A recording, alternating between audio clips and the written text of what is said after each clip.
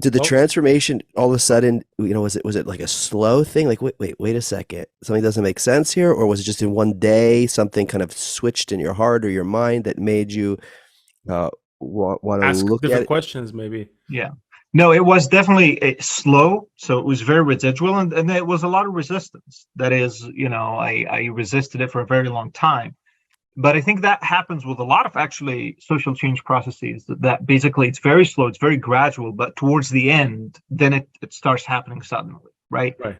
But that suddenly is deceptive. It's not really suddenly, it's a culmination of Yeah. We we a long process. we call it the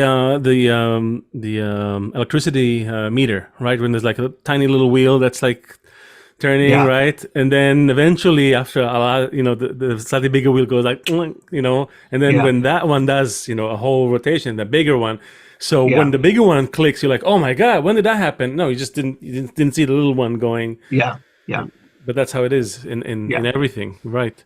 But it happened when you were there, or at what point did Yeah, you yeah, come it to America? happened when I was there. I mean, that's why I call it Minority of One, because it was really lonely. And just by the time that I started thinking about those things differently, I realized that the gap, just the gap in my head, in my, the way I think between me and the people around me was just huge. It was very hard even to try to communicate. Just and yeah, so it was Oh, extremely difficult. And eventually, I had to leave. hmm. Where did um, the power or the fuel to keep going on that line come from? Because there's no reason why you Yeah, should do, unless you fell in love with some Israeli girl or something like that. There's no, or you fell in love with some concept about reality or about life that was in there. I mean, it's like, you could love Man City, and you live around Man United fans or yeah, something, like, yeah, and then you kind of, but here, what, I'm just as a soccer reference, football reference, but what pushes Lord you? of the Ring, Seth. Lord of the Rings, sorry. Right. What drives you in that? uh, What did you see that there? I mean, is it some love for Jewish people? Is it some, maybe we're looking at this wrong, or maybe there's something to these people? I don't think it has to be one motivation, right? It can be multiple things, and also those motivations can change. I think motivation often change, and you grow motivations that you didn't have before. Actually, it's this point is one of the things that made me sympathetic to rabbinical legalism. That they emphasize many times the legalism over the motivation, and the motivation will come later. I think there's something to that. Um, because Sure. I honestly started, it was really just wanting to know. I just wanted to know. And once I started discovering that, for the best reference for this, everybody uses it, you're living in a matrix pretty much, like none of this actually real.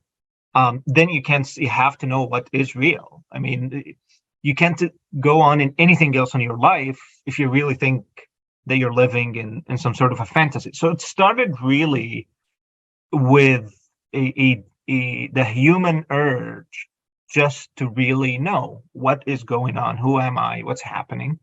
And I think during the path, then I started to develop other motivations. I liked Israel, I liked the Jewish people, but I really developed the personal connection with the Jewish people after I moved to the United States and actually met Jews and lived with Jews and started to develop relations with the Jewish community. That of course developed a real motivation of that. There's also the motivation of caring about where I came from. I care about Egypt. I care about Arabs. I care about Muslims, and I'm aware of how destructive this way of thinking is. It's completely destructive. And really, I believe it led on spirals of self-destruction in the Middle East that you can see today happening in Libya, Syria. Ironically, all the scholars who deal with Middle Eastern politics, they don't mention this at all, as if anti-Semitism is not a determining factor in the political and social organization of these societies. So I also care about these societies, and they care about their future, and they care about developing helping them develop a healthy way to see themselves, understand themselves, because not just it's self-destructive, because of the intensity and just how the pervasiveness of antisemitism, as I said, whether in the national identity, people. So because of the developments in the last 2 decades, I think people develop the habit, who are familiar with the Middle East or have anything to do, of blaming it squarely on Islamism or on religion, thinking like, well, okay, Islam, and it's an easy target, right? Especially Islamists, they dress different, they look different, they look funny, so it's an easy to, which I'm not sympathetic to them at all, but it's actually that's not true. Often I find a lot of Arab secularists are even worse than many Islamists. So the pervasiveness makes it not just destructive. I feel that a lot of young people today, and there are many young people, young Arabs and Muslims, who really don't want to live like this anymore. They don't want to live in societies that are failing. They don't want to live with identity structures that seems hostile to the world. Many of them feel that the only way is to just exit everything, leave the religion, leave the culture, leave it completely, and jump into the new international. There is today an international identity of international atheism, progressive people. You can be from any urban middle class around the world. It's open to you, and a lot of them do that. And I started seeing that, and while it's definitely a better option than sorry. No, I was just saying, but there are a ton of pitfalls there as well. It's not like there are a ton of, it's almost like from the from the frying pan to the fire, almost. It's true, and living in the West in the past 10 years, I've seen the dangers of that too, and the directions it's headed. Well, what are the dangers of that? Also, just if you can touch on that for a second. Can I get there after I just finish this point? Yeah. So I saw that happening, and it